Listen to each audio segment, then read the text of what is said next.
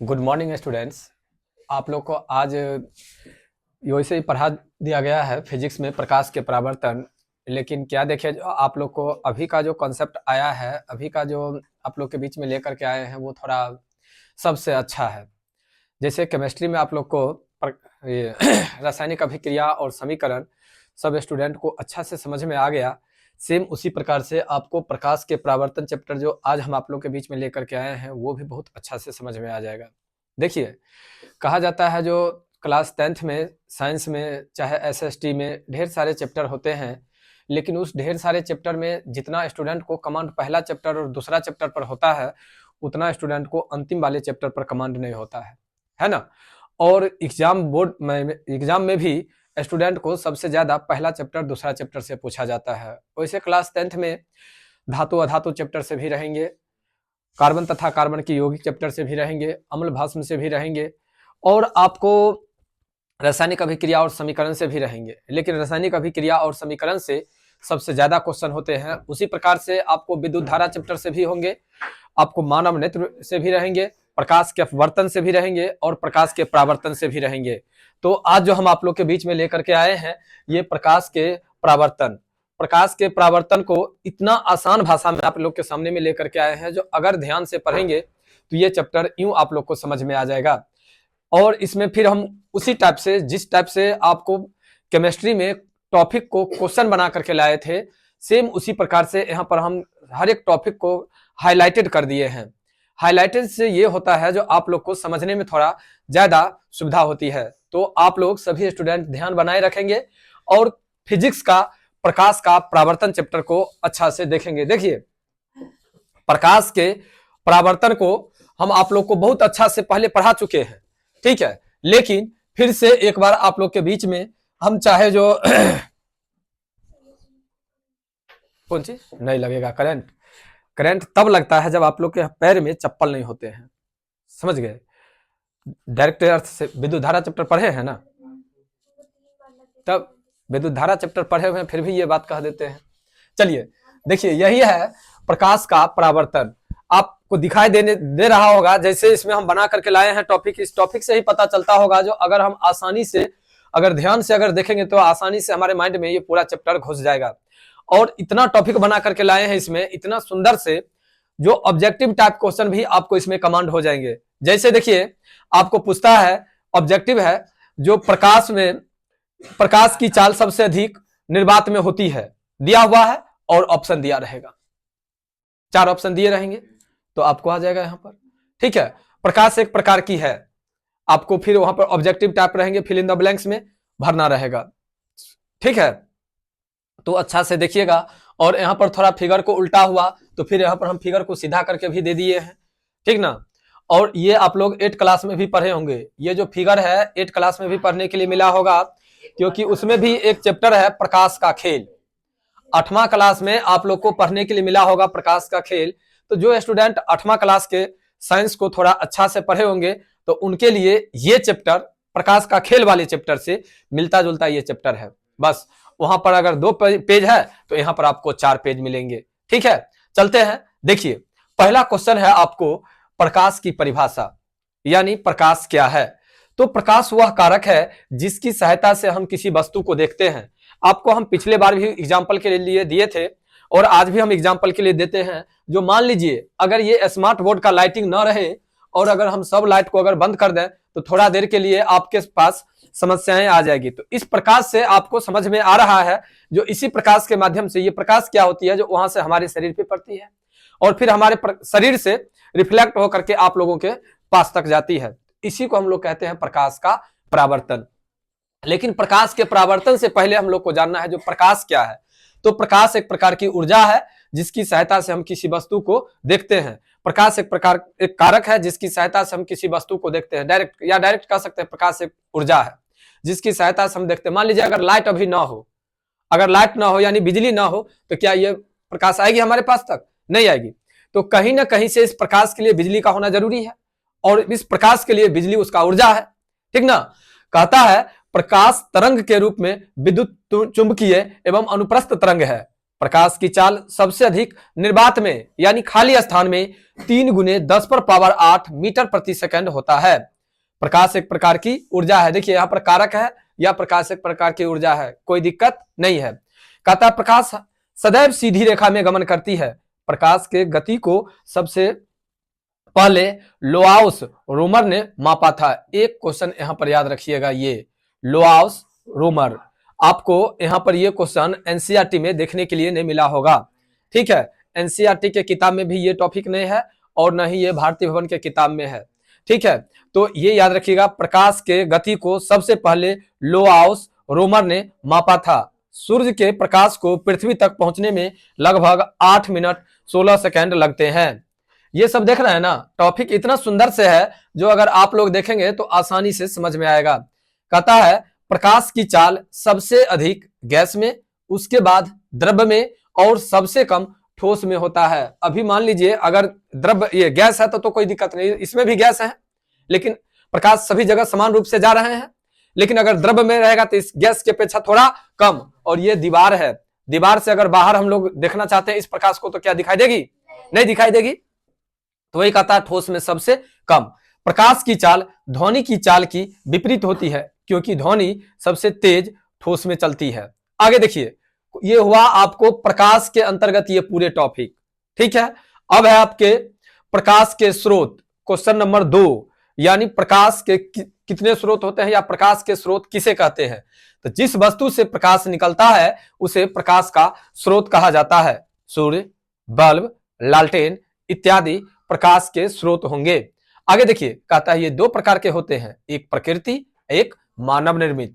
प्रकृति सूर्य, तारे आदि प्रकाश के प्राकृतिक स्रोत हैं। इसी में मानव निर्मित बिजली का जलता बल्ब या ट्यूबलाइट, मोमबत्ती, लालटेन इत्यादि प्रकाश के मानव निर्मित स्रोत हैं। ये सब बात आप लोग को याद भी होगा, केवल हम आप लोग को अभी याद दिला रहे हैं, समझ गए? उसी बातों को अपडेट करवा रहे हैं। कहता है सूर्य हम पृथ्वीवासियों के लिए प्रकाश का सबसे बड़ा प्रकृति स्रोत है। सूर्य हम पृथ्वीवासियों से लगभग 15 करोड़ किलोमीटर दूर है। प्रकाश के जितने भी स्रोत हैं उनमें अन्य प्रकाश की विभिन्न ऊर्जा को प्रकाश में बदला जाता है।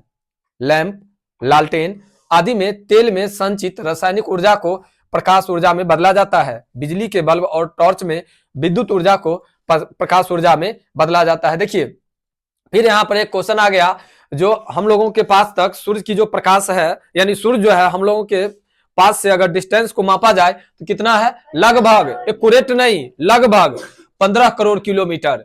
ठीक ना? आप लोग को पता होगा इसरो इस बार सोचा था जो हम सूर्ययान, चंद्रयान नहीं, सूर्ययान बनाया था, जो उसके बारे में पता करें, लेकिन अभी तक संभव नहीं हो पाया है। और जब 15 करोड़ किलोमीटर दूर अगर हमसे है, तब अगर इतना अगर टेम्परेचर रहता है तो जरा सोचिए अगर नजदीक रहता तो क्या होता।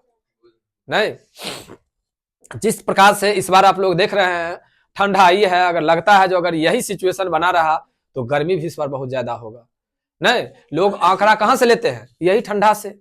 जो जिस टाइप से ठंडा लेट में आया है और एकदम अभी दलदला रहा है, लोगों को देख रहे होंगे इस बार, सुने हैं ऐसा, हम पेपर में देखे नहीं थे लेकिन लोगों के द्वारा कहा गया, सुनने के लिए मिला, जो 3.5 डिग्री सेल्सियस तक तापमान इस बार अपने यहाँ आया है।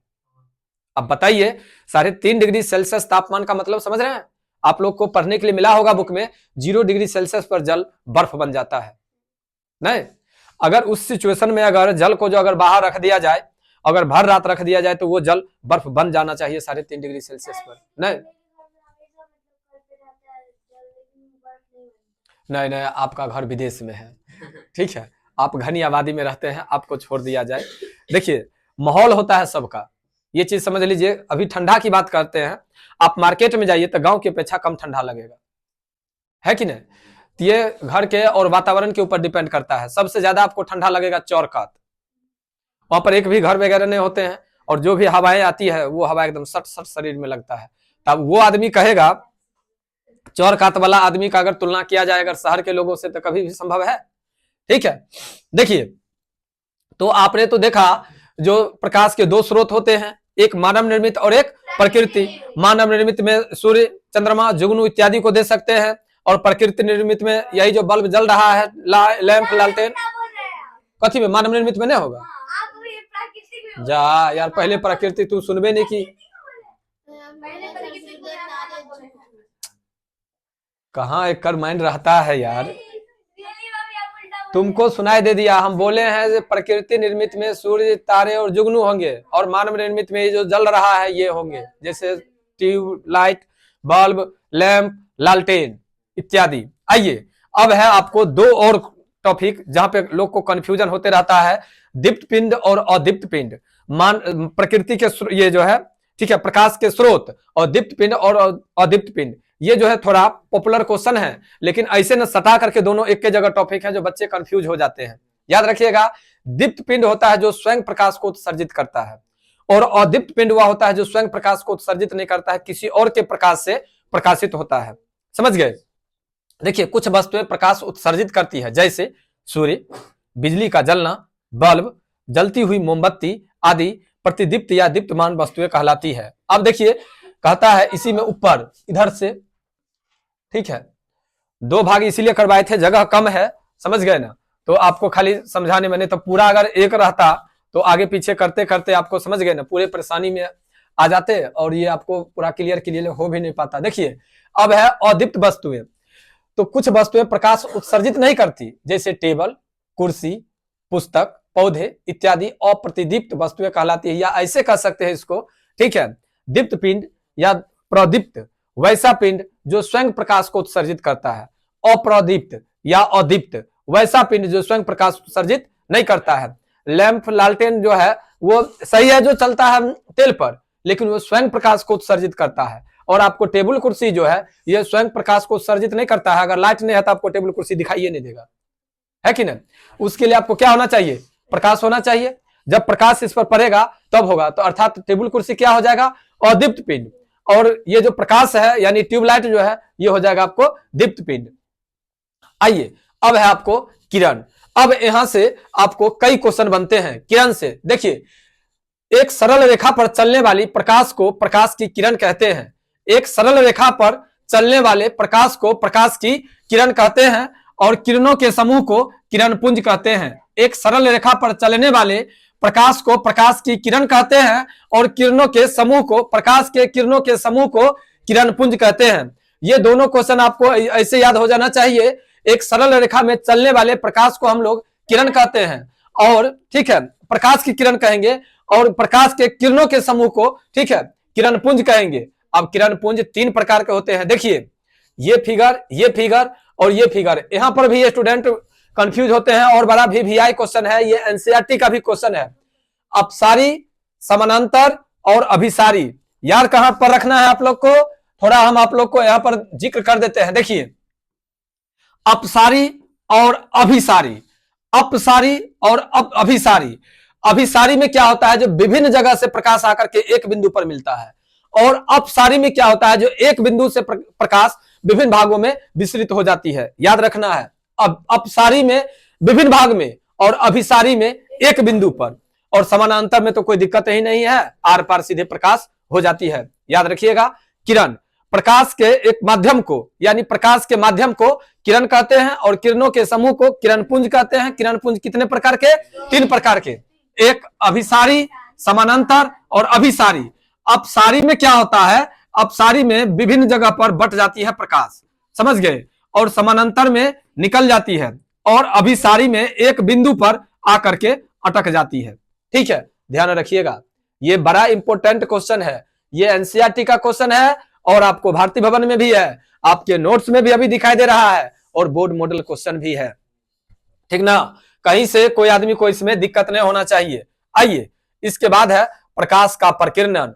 आपको हम बतलाए थे घड़ी का एग्जाम्पल दे करके, प्रकाश के कुछ भागों को अवशोषित कर पुनः उसी प्रकाश को अपने चारों ओर बिखेर देना प्रकाश का प्रकीर्णन कहलाता है। देखिए, प्रकाश जब सूक्ष्म कणों पर पड़ता है तो वे कण उन पर पड़ने वाले प्रकाश के कुछ ऊर्जा को अवशोषित कर फिर उसे अपने चारों ओर वितरित कर देते हैं। इस प्रक्रिया को प्रकाश का प्रकीर्णन कहते हैं।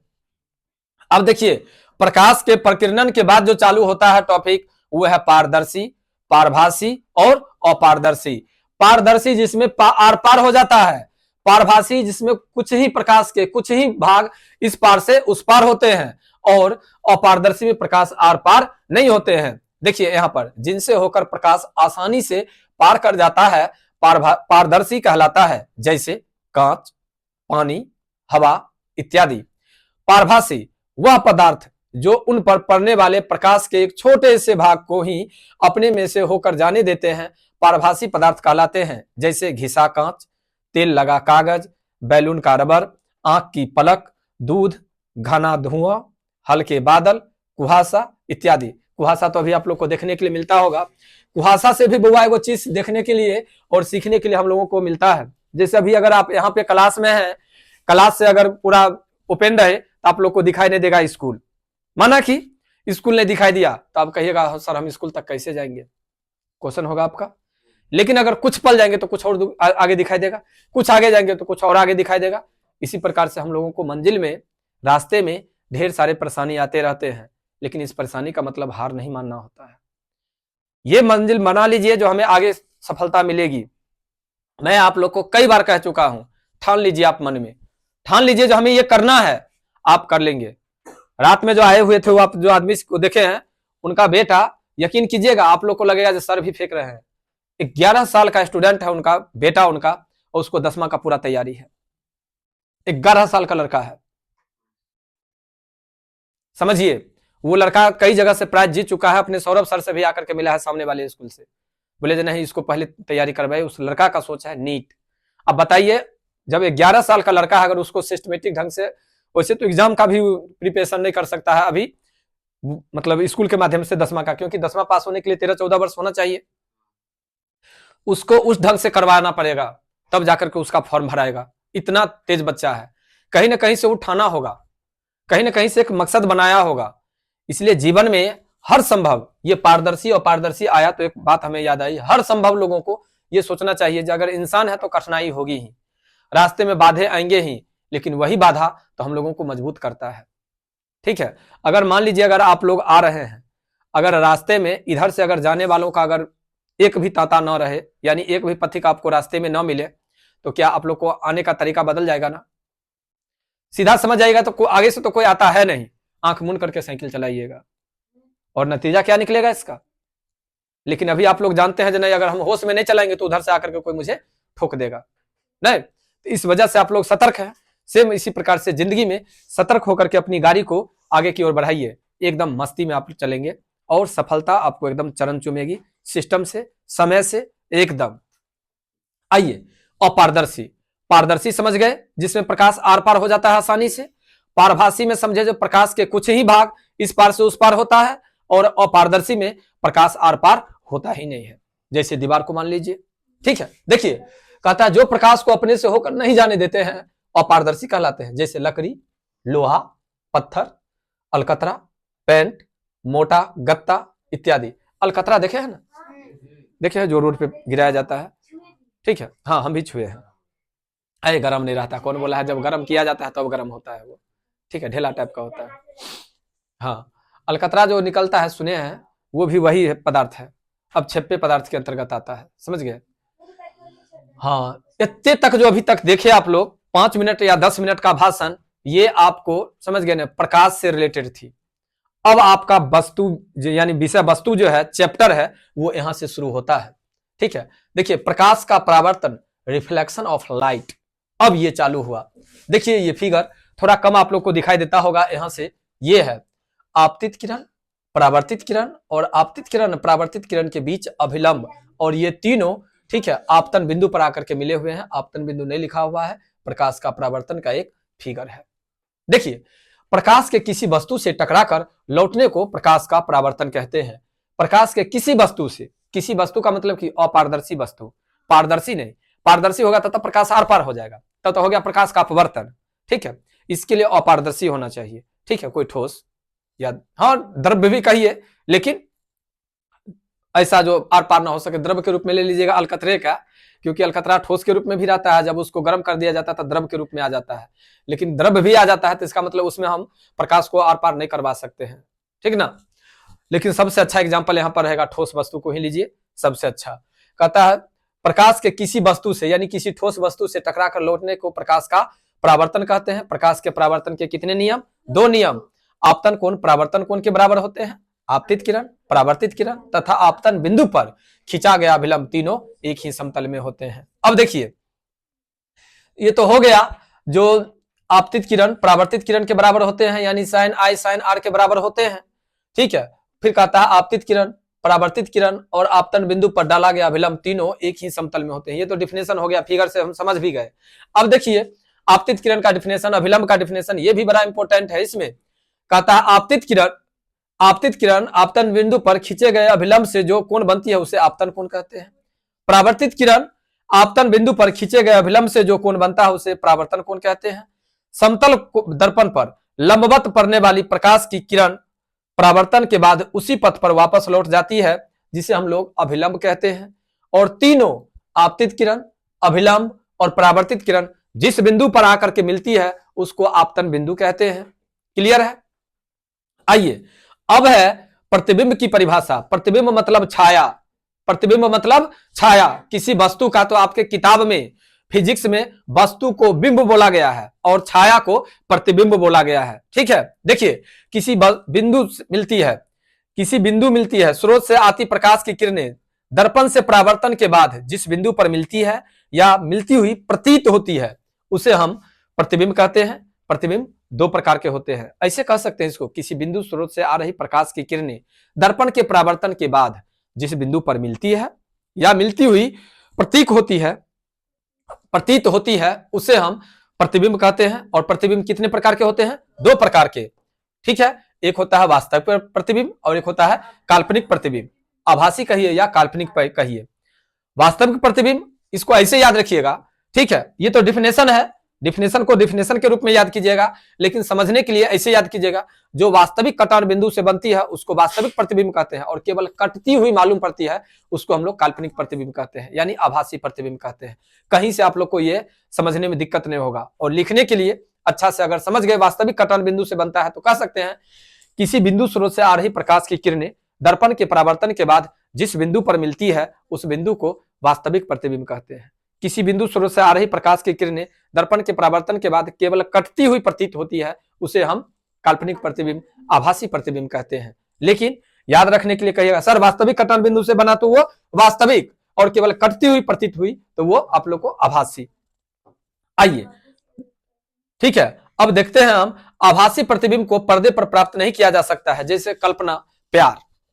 ठीक है, प्यार जो होता है, अगर कोई अपने बॉयफ्रेंड गर्लफ्रेंड को अगर देख लेता है तो देखना कहीं पर शांत बैठ करके मुस्कुरा देगा, यानी उसके आंखों के सामने में केवल कल्पना के रूप में फिगर बनता है, वास्तविक में वहां पर वो रहता नहीं है, लेकिन ओकर आंख में रहता जरूर है। देखो ऐसा। हाँ, तब कृष्णा और सब भाई जहिया जहिया चैप्टर पढ़ाते हैं तहिया तहिया तुम्हारा याद आ जाता है भाई। क्या देखना, अपने से एग्जाम्पल देते हैं भाई मेरे, तुम लोग छोड़ो ना। और ये गलत में ही नहीं समझो, सही में भी। जैसे अभी तुम लोग को हम पढ़ा रहे हैं, कोनो बात अगर कॉमेडी वाला कोई आदमी बोल दिया और जब हम शांत रहते हैं तो आगे में वो रहता नहीं है, लेकिन ओकर फिगर बनते रहता है। वो एक तरह से हो सकता है काल्पनिक नहीं। आइए आगे देखिए भाई, आगे देखिए अब क्या कहता है। आभासी प्रतिबिंब वस्तु के अपेक्षा हमेशा सीधा होता है। अब है आपको दर्पण के बारे में। देखिए फिगर एकदम दिया हुआ है। ठीक है, दर्पण और दर्पण की, समतल दर्पण की विशेषता को एकदम दर्शाया हुआ है फिगर में, अच्छा से समझिएगा। समतल दर्पण कैसे बनाया जाता है? कहता है किसी साधारण कांच के एक सतह पर सिल्वर ब्रोमाइट की परत चढ़ाकर समतल दर्पण बनाया जाता है। इसकी फोकस दूरी अनंत होती है। याद रखिएगा, समतल दर्पण पर कथी चढ़ाया रहता है? Silver bromide. गौर करके देखिए तो बड़ा सुंदर सुंदर इसमें टॉपिक है, खाली आप लोग को ध्यान देना है। समतल दर्पण द्वारा बना प्रतिबिंब की विशेषता क्या होता है? तो प्रतिबिंब दर्पण के पीछे बनता है। प्रतिबिंब का आकार वस्तु के आकार के बराबर होता है। प्रतिबिंब वस्तु की अपेक्षा सीधा होता है। प्रतिबिंब पार्श्विक रूप से उल्टा होता है। प्रतिबिंब आभासी होता है, अतः इसे पर्दे पर दिखाया नहीं जा सकता है। प्रतिबिंब दर्पण से उतना ही पीछे बनता है जितना वस्तु दर्पण से आगे रहता है। 6 गो टॉपिक दिया हुआ है, कम से कम अगर आप 4 गो याद कर लीजिएगा तो आपको काम चल जाएगा। ठीक है, अब चालू होता है गोलीय दर्पण। कहता है गोलीय दर्पण उस दर्पण को कहते हैं जिसकी परावर्तक सतह किसी खोखले गोले का एक भाग होता है। गोलीय दर्पण मुख्यतः 2 प्रकार के होते हैं, एक अवतल दर्पण और एक उत्तल दर्पण। फिर आपको यहां पर हम थोड़ा एक्सप्लेन करना चाहते हैं। देखिए कंफ्यूजन क्या होता है, जो आदमी आलोक भारती प्रकाशन पढ़े होंगे वहां पर क्या पढ़ने के लिए मिलता है, दर्पण 3 प्रकार के होते हैं, गोलीय दर्पण, समतल दर्पण और परलवैक दर्पण। समझ गए? आलोक भारती प्रकाशन में क्या किया, दर्पण को एक्सप्लेन किया 3 भाग में, एक समतल दर्पण, एक गोलीय दर्पण और एक परलवैक दर्पण। लेकिन एसएफ में, भारतीय भवन में, एनसीईआरटी में दर्पण 2 प्रकार के, एक समतल दर्पण और एक गोलीय दर्पण। अब गोलीय दर्पण के 2 प्रकार, जिसमें एक है अवतल दर्पण और एक उत्तल दर्पण। तो आप लोग को कंफ्यूजन ना होना चाहिए, आप लोग भी याद रखिएगा समतल दर्पण और गोलीय दर्पण, गोलीय दर्पण के 2 प्रकार। ठीक है, आइए गोलीय दर्पण के कुछ महत्वपूर्ण पद, जैसे आपको प्रकाश के परावर्तन के कुछ पद थे, आपतन कोण, परावर्तन कोण, आपतित किरण, परावर्तित किरण, अभिलंब, आपतन बिंदु, जैसे था सेम बउआ उसी प्रकार से गोलीय दर्पण के भी कुछ टॉपिक हैं। देखिए ये जो देख रहे हैं इसमें अगर कम दिखाई देता होगा तो टॉपिक पे आ जाइए, ध्रुव। एक गोलीय दर्पण में ध्रुव होता है, कहता है गोलीय दर्पण के मध्य बिंदु को दर्पण का ध्रुव कहते हैं, इसे P द्वारा दर्शाया जाता है। ठीक है, देखिए हैया ध्रुव है ना, हैया इसको P से दर्शाते हैं, पोल। ठीक है, हाँ भारतीय भवन से फिगर को स्क्रीन मतलब ठीक है क्रॉप करके यहाँ पर डाला हुआ है, दिक्कत नहीं है, भारतीय भवन से नोट्स तैयार है। समझ गए? वक्रता केंद्र, गोलीय दर्पण जिस गोले का भाग होता है उस गोले के केंद्र को दर्पण का वक्रता केंद्र कहते हैं, इसे C द्वारा यानी सेंटर यानी केंद्र जिसको कहते हैं द्वारा दर्शाया जाता है। वक्रता त्रिज्या, गोलीय दर्पण जिस गोले का भाग होता है उसकी त्रिज्या को गोलीय दर्पण की वक्रता त्रिज्या कहते हैं। यह दूरी ध्रुव से वक्रता केंद्र के बीच होती है, इसे कैपिटल R द्वारा सूचित किया जाता है। क्योंकि आप लोग जब प्रकाश दर्पण सूत्र सिद्ध करते हैं तो वहां पर आता है ना, या R बराबर 2F सिद्ध करते हैं तो वहां पर ये आता है ना। ठीक है, वक्रता त्रिज्या यानी 2F R बराबर कैपिटल R से सूचित किया जाता है ना, तो ध्यान रखिएगा स्मॉल r नहीं कैपिटल R। आगे आइए, प्रधान अक्ष या मुख्य अक्ष, दर्पण के ध्रुव से प्रकाश केंद्र की ओर जाने वाली रेखा को दर्पण का प्रधान या मुख्य अक्ष कहते हैं। वक्रता केंद्र कहां, प्रकाश केंद्र कहिए, प्रकाश जिस केंद्र पर आकर के रुकती है, फोकस जिसको हम लोग कह सकते हैं एक तरह से केंद्र। ठीक है, लेकिन देख लीजिए आपको एक कंफ्यूजन ज्यादा हो रहा है, समझ गए आप? हाँ रुइया रखे हुए हैं कान में कि कहीं और जगह माइंड को पहुंचाए हुए हैं। आइए, गोलीय दर्पण के फोकस F से दर्पण के ध्रुव P की दूरी को दर्पण की फोकस दूरी कहते हैं और इसे कैपिटल F द्वारा सूचित किया जाता है। आइए थोड़ा एक चीज और देख लें इसमें।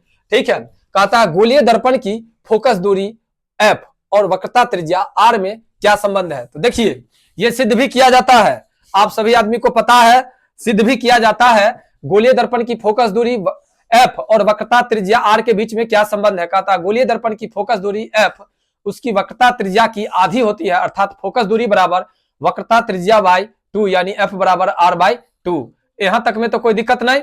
अब हम आप लोग को यही R बराबर 2F को सिद्ध करना चाहते हैं, समझ गए? देखिए हम सिद्ध कर देते हैं और सिद्ध करके फिर अगला दिन आगे देखेंगे जो क्या करना है, या फिर मूड बना तो हम अभी ये इसी में सिद्ध करेंगे। ठीक, आगे की ओर भी चलेंगे। लीजिए सबसे पहले आप लोग को हम ये सिद्ध कर देते हैं, ध्यान दीजिएगा सभी आदमी। ये जो है फिगर, सबसे पहले देखिए फिगर इस टाइप से लेंगे हम लोग।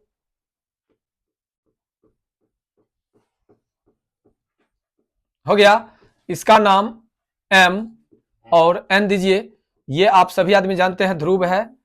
ठीक है, यहां से प्रकाश की किरणें आती है दर्पण पर और यहां से परावर्तित हो जाती है। हो गया, इस फिगर को हम थोड़ा अलग ढंग से आप लोग को बतलाएंगे। देखिए ये सीधी रेखा है, ऐसे करके प्रकाश आती है और ऐसे करके गुजर जाती है और इसका ये लंब होता है। तो ये जो देख रहे हैं फिगर, यही फिगर आपको यहां पर आ रहा है। ठीक है, आ रहा है तो इसका मतलब समझ रहे हैं जो प्रकाश के परावर्तन का नियम यहां पर लागू होगा। हाँ होगा। चलिए अब इसको हम लोग चलते हैं थोड़ा लिखने के लिए, लिख लेते हैं। अवतल दर्पण में, अवतल दर्पण में R बराबर 2F। ठीक है, हल्का फोकस कर दिए हैं। जो आप लोग को हम ये सिद्ध कर रहे हैं, जो आदमी नोट्स देख रहे होंगे, ठीक है, उनको तो दिक्कत नहीं होगा। जो अभी पढ़े हैं, जो आदमी नहीं पढ़े हैं उनको थोड़ा दिक्कत हो जाएगा, जो क्या सिद्ध किया हुआ है। चलिए ठीक है, लिखेंगे माना कि MN एक अवतल दर्पण है जिसमें ध्रुव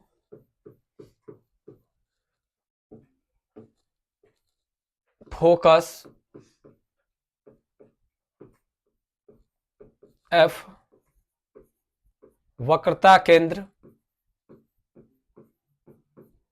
C है। तो हमें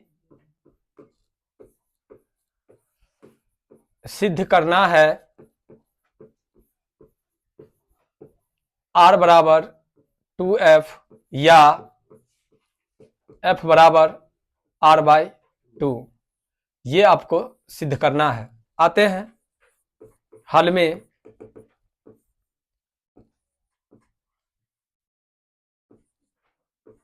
परावर्तन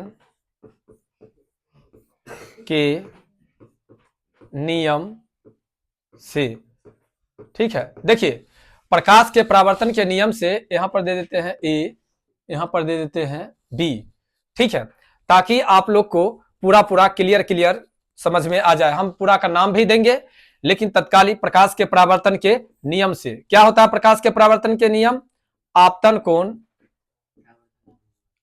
कोण बराबर होते हैं परावर्तन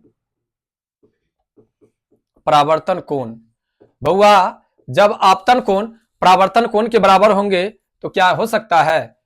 A B C बराबर कोण C B F होगा।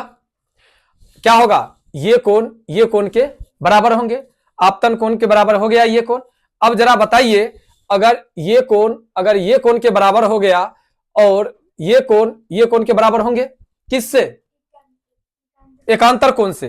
देखिए पहले हम लिखते हैं कोण A B C बराबर B C F, यहां पर लिख देते हैं एकांतर कोण से। अगर एकांतर कोण से ये कोण के बराबर होंगे, इसीलिए कोण क्या हो जाएगा? C B F बराबर कोण B C F होगा। अर्थात ये कोण के बराबर हो जाएंगे। जब ये अगर हो सकता है तो लिख सकते हैं, जब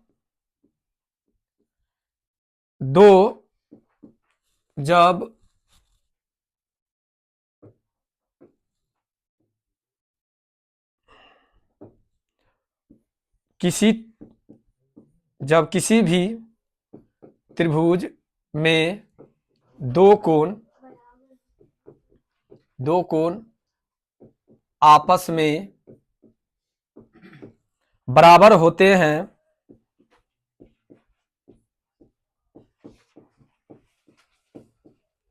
तो त्रिभुज समद्विबाहु कहलाते हैं। अब बताइए, अगर ये त्रिभुज में ये कोण और ये कोण बराबर हैं तो ऑटोमेटिक है जो त्रिभुज क्या होंगे? समद्विबाहु होंगे। अगर समद्विबाहु होंगे तो क्या लिख सकते हैं?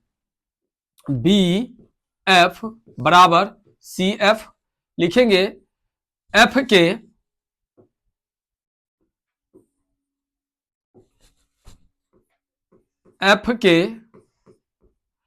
काफी निकट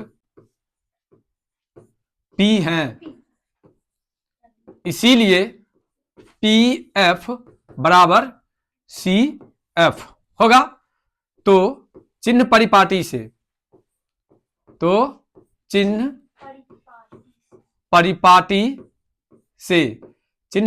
से क्या होता है? फोकस दूरी यानी फोकस दूरी PF बराबर हो जाएगा F, और P से यहां से कितना,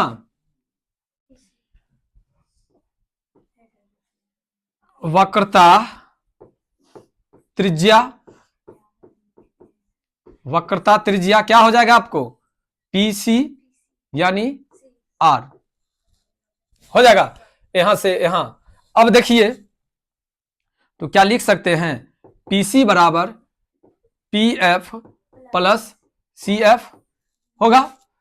देखिए PF किसके बराबर है, CF के बराबर है, तो क्या लिख सकते हैं, PC बराबर PF प्लस PF होगा।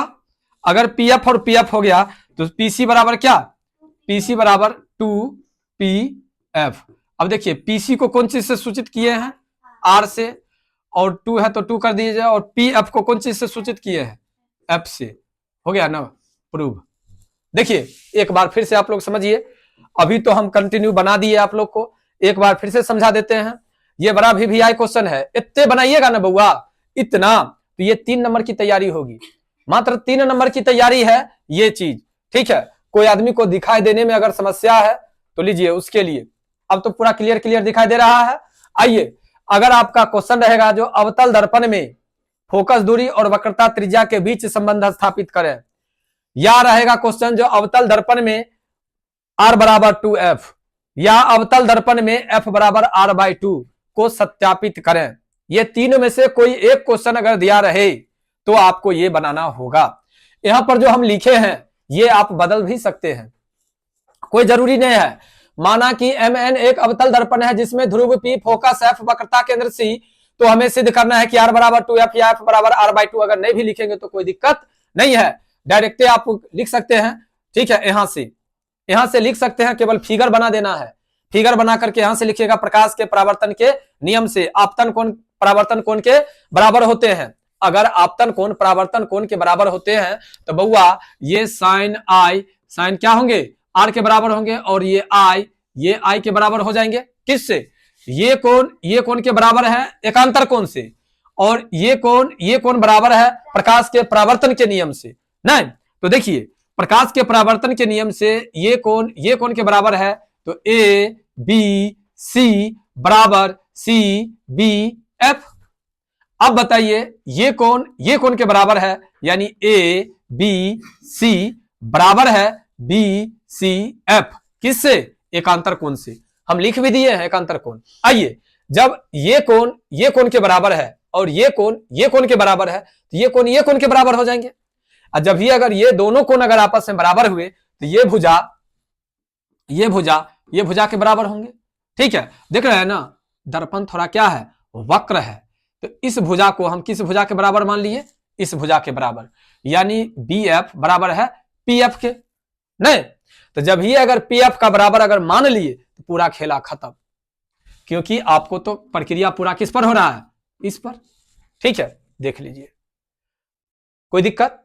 आज हम इतना ही तक रहने देते हैं, और ये वीडियो आप लोग को कैसा लगा जरूर बताइएगा। फिर मिलते हैं इसमें एक नेक्स्ट क्लास, और नेक्स्ट क्लास में केवल थ्योरी बतलाएंगे, उसके बाद हम फिर आपको दर्पण सूत्र भी इसमें सिद्ध कर देंगे, ठीक है। आप लोग बनाए रखिएगा मेरे साथ, और वो रासायनिक अभिक्रिया और समीकरण का, ठीक है, जो वीडियो है उसका लिंक आपको इसी डिस्क्रिप्शन में मिल जाएगा। तो दोनों क्लास आप लोग अच्छा से तैयारी कर लीजिएगा, और फिर हम ये बायोलॉजी का भी जैव प्रक्रम आप लोग को पढ़ा देंगे, ठीक है।